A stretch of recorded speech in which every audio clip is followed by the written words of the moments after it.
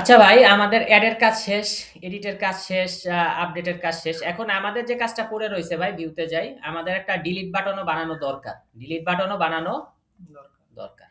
তাহলে আচ্ছা, তাহলে ডিলিট বাটন আমাদের যে বানানো দরকার, তাহলে আমরা আরেকটা এলিফ লিখবো। তাই না ভাই? আরেকটা কি লিখবো? এই যে এই বরাবর লিখবো। এই এলিফ বরাবর। তাই না ভাই? তাহলে এই এলিফ বরাবর লিখবো। আমার তাহলে আরেকটা ব্যাকস্পেস দিতে হবে। সরি, এখানে ট্রাই অ্যাকসেপ্ট এর পরে এই এলিফ বরাবর, হ্যাঁ? এই যে ভাই, এই যে এই লাইন যে আছে না, এই যে এই এলিফ আপডেট এলিফের বরাবর। ঠিক আছে ভাই? তাহলে আপডেট এলিফের বরাবর আমাকে করতে হবে। ঠিক আছে? তাহলে আমি কি করব? আমি চাইলে এই আপডেটটাকেই কপি করে নিয়ে আসতে পারি, অল্টার শিফট ডাউন অ্যারো। তারপরে এভাবে আস্তে আস্তে নামতে থাকি। তাহলে আমার লাইনও ব্রেক হচ্ছে না। ঠিক আছে? খুব সুন্দর না ভাই? ঠিক এই এলস এর আগে এনে আমি থামলাম। বুঝছে ভাই? তাহলে এখানে জাস্ট আমি কি করব? অল্টার শিফট ডাউন অ্যারো দিয়ে কিন্তু আমি নিয়ে আসছি। তারপর অল্টার ডাউন অ্যারো দিয়ে আপডেটকে নিয়ে আসছি। ঠিক আছে? নিয়ে আসছি তো ভাই? এন্ড আপডেটের জায়গায় আমি কন্ট্রোল ডি লিখে কি লিখবো? ডিলিট। ডিলিট যদি থাকে রিকোয়েস্ট পোস্টে। আপনি ডিলিট না লিখে আপনি চাইলে নাম তো যেহেতু এটা নাম, আপনি চাইলে ইরেজও লিখতে পারেন। ঠিক আছে? অথবা আপনি চাইলে আরো কি লিখতে পারেন? রিমুভ। ঠিক আছে? কোনো সমস্যা আছে রিমুভ লিখতে? ঠিক আছে। আমি এই জন্যই রিমুভ লিখলাম যে নামে যেন কিছু আসে যায় না, এটা যেন মানুষ বুঝতে পারে। ঠিক আছে ভাই? ওকে? তাহলে এখন কি করব? আমি হচ্ছে শুরু করলাম ডিলিট বাটনের কাজ। ঠিক আছে? ডিলিট করার কাজ। তো আমি এখন রিমুভ লিখলাম। লেখার পর আমার প্রথম যে কাজটা হবে, যেন এই রিমুভ নামটা HTML এ অ্যাট্রিবিউট হিসেবে সেট করলে ও যেন পায়। আমরা নেম অ্যাট্রিবিউট ইউজ করি না? দেখেন এখানে লিখছি remove in request dot post. তো এই কথাটা যেন বাটনের নেম, এই যে আপডেটের বেলায় নেম আমি আপডেট দিছিলাম, তাহলে কি ছিল? এলিফ update in request dot post, এই যে আমি নেম আপডেট দিছিলাম, এটা নেম হিসেবে ইউজ করব রিকোয়েস্ট পোস্ট মেথডে। তাই না ভাই?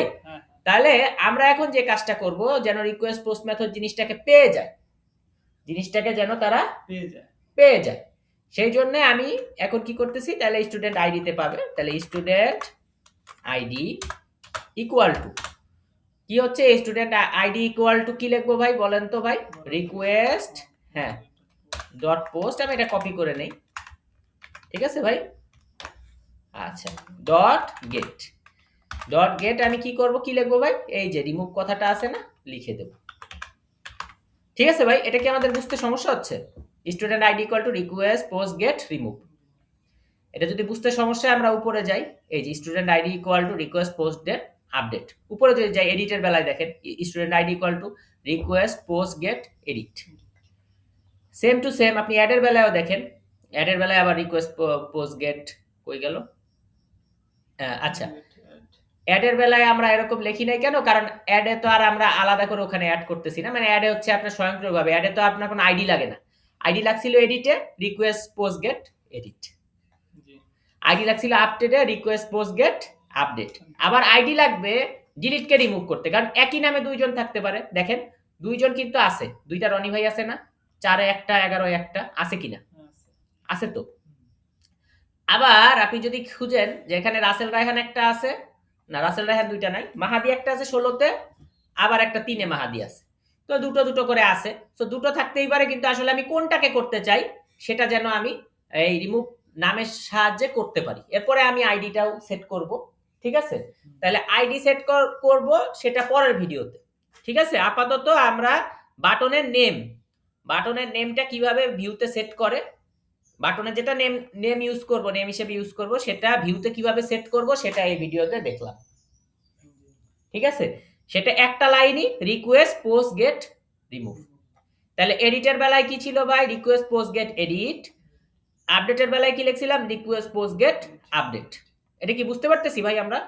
এই যে এডিটের বেলায় দেখেন রিকোয়েস্ট পোস্ট গেট এডিট, আপডেটের বেলায় রিকোয়েস্ট পোস্ট গেট আপডেট। তাহলে ডিলিটের বেলায় কি ভাই? হ্যাঁ, যেহেতু এখানে রিমুভ লিখছি, রিকোয়েস্ট পোস্ট গেট রিমুভ। যদি এখানে ডিলিট লিখতাম তাহলে রিকোয়েস্ট পোস্ট গেট ডিলিট। আমরা কি বুঝতে পারছি? সত্যি বুঝতে পারছি? ওকে, পরের ভিডিওতে দেখা হচ্ছে।